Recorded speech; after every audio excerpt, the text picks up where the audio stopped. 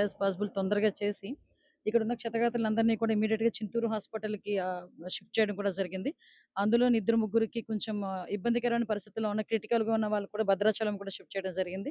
Within 2 అవర్స్‌లో rescue operations అన్ని కూడా పూర్తి చేసుకొని, అంబులెన్స్‌ని కూడా అరౌండ్ 8 అంబులెన్సెస్, 9 అంబులెన్సెస్‌ని కూడా రెడీగా పెట్టుకొని, కలెక్టర్ గారు, ఎస్పీ గారు కూడా చాలా చక్కగా మానిటర్ చేసుకొని ఇమ్మీడియేట్‌గా ఇక్కడి నుంచి పంపించడం జరిగింది. సంఘటన తెలుసుకున్న వెంటనే గౌరవ ముఖ్యమంత్రి గారు నారా చంద్రబాబు నాయుడు గారు నన్ను, అదేవిధంగా మన ఇన్‌చార్జ్ మినిస్టర్ సంధ్యారాణి గారిని, అదేవిధంగా ట్రాన్స్‌పోర్ట్ మినిస్టర్ మండిపల్లి రాంప్రసాద్ రెడ్డి గారిని కూడా వెళ్ళమని ఆదేశాలు ఇవ్వడం జరిగింది. దాని నేపథ్యంలోనే ఈరోజు ఇక్కడికి రావటం జరిగింది.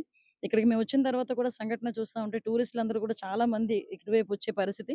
వచ్చేటప్పుడు కూడా టూరిస్టులు వచ్చేటప్పుడు కూడా మేము కూడా ఇంతకుముందు ఒక టైమ్ బాండ్ పెట్టేవాళ్ళం. ఇలాంటి శీతాకాలం టైంలో పొగమంచు చాలా ఎక్కువగా ఉంటది. విజిబిలిటీ చాలా తక్కువగా ఉంటది కాబట్టి కొంత టైమ్ టు టైమ్ ఈరోజు మేము రిస్ట్రిక్షన్స్ కూడా పెట్టేదానికి ఈరోజు ఎస్పీ గారు కూడా, కలెక్టర్ గారు వీళ్ళందరూ కూడా ఒక నిర్ణయం తీసుకొని ఒక 10-6 నైట్ ప్రయాణాలు, ఈ టూరిస్ట్ బస్సులు ఇలాంటివన్నీ కూడా ప్రయాణాలు లేకుండా చేయడానికి కూడా ఒక నిర్ణయం తీసుకోవడం జరిగింది. అదేవిధంగా ముఖ్యంగా టూరిస్టులు కూడా నేను చెప్పడం ఏంటంటే, మీరు అతి వేగంగా వెళ్ళిపోవాలి, లేకపోతే తొందరగా డెస్టినేషన్ చేరుకోవాలి అన్నది కాకుండా సురక్షితమైన ప్రయాణం అనేది చాలా ముఖ్యం.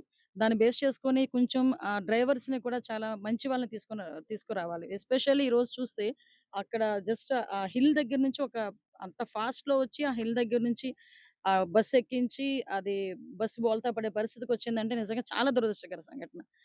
ఇందులో సుమారుగా 5గురు మహిళలు చనిపోవటం, నలుగురు పురుషులు చనిపోవడం జరిగింది. చాలా దురదృష్టకర సంఘటన. ఇలాంటి సంఘటనలు జరగకుండా చూసుకునే బాధ్యత కూడా మనందరం కూడా తీసుకోవాలి. గవర్నమెంట్ కూడా తీసుకుంటుంది. వీళ్ళందరూ కూడా చిత్తూరు నుంచొచ్చారు. టెంపుల్ టూరిజాన్ని విజిట్ చేస్తూ భద్రాచలం వెళ్తుండగా జరిగిన సంఘటన. సీఎంఓలో ఆల్రెడీ మాట్లాడుతున్నామండి. కలెక్టర్ గారు ఒకసారి దాని మీద ఎక్స్‌గ్రేషియా ప్రకటిస్తారు. ఇప్పుడు నేను ఒకసారి అక్కడికి హాస్పిటల్‌కి కూడా ఎళ్లి ఒకసారి చూసొస్తాను. డెఫినిట్‌గానండి. డెఫినిట్‌గా. ఇప్పుడు అందుకే కదా! ఇక్కడ వీళ్ళకి ఎలాంటి వైద్యం అందిస్తున్నామో చూసాము. ఇమ్మీడియేట్‌గా నియర్ బై భద్రాచలం హాస్పిటల్‌కి కూడా పంపించాము. మెరుగైన వైద్యం అందించాలని గౌరవ ముఖ్యమంత్రి గారు మార్నింగ్ 7:30, 8:00కే మొత్తం అందరికీ కూడా ఆదేశాలు ఇవ్వడం జరిగింది.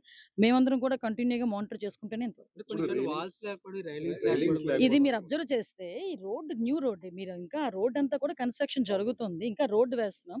ఈ రో యాక్చువల్‌గా ఇది యాక్సిడెంట్ స్పాట్ కాదు. ఇంతకు ముందు ఎప్పుడైనా యాక్సిడెంట్ జరిగిందయ్యా ఇక్కడ? కొన్ని యాక్సిడెంట్ స్పాట్స్ ఉంటాయి. ఇమ్మీడియేట్‌గా మేము కాషన్ బోర్డ్స్ పెడతాము. వాళ్ళకి కంపల్సరీగా వేకి చూపించేదానికి ప్రతి దగ్గర నేను చూసుకుంటూ వచ్చాను. కాషన్ బోర్డ్స్ ఉన్నాయి. నేను చూసుకొనొచ్చాను. అంటే ప్రతీదీ మేము అబ్జర్వ్ చేసుకుంటాము. ఎందుకంటే ప్రజల భద్రత అనేది మా బాధ్యత. సో, ఇక్కడ ఇప్పుడు ఈ రోడ్ అయింది కాబట్టి ఇక్కడ ఆల్రెడీ వాల్ వస్తుంది. ఇప్పుడు కన్‌స్ట్రక్షన్‌లో ఉంది. అసలు యాక్చువల్‌గా అది యాక్సిడెంట్ అయ్యే మూవ్‌మెంట్ కూడా కాదు. అతను అంత ఓవర్ స్పీడ్‌లోని ఆ హిల్ అక్కడికి చూసుకోకుండా ఎక్కించడం వల్ల జరిగిన సంఘటన ఇది. సో, కొంచెం మనకి అంటే ఇంకొంచెం ఏంటంటే రెస్క్యూ ఆపరేషన్స్ చేయడానికి కూడా నియర్ బై వెంటనే రోడ్ ఉండటం వల్ల కూడా చాలా ఈజీ అయింది.